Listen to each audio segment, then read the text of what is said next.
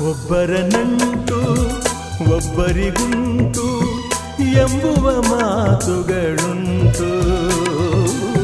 ಆದರೂ ಯಾರಿಗೋ ಯಾರದೋ ನಂಟು ಹೇಳುವರಾರೆಲ್ಲುಂಟು. ದೇವರು ಬರೆದ ಬಂಧನಗಳಿಗೆ ದೇವರು ತಾನೇ ಸಾಕ್ಷಿ.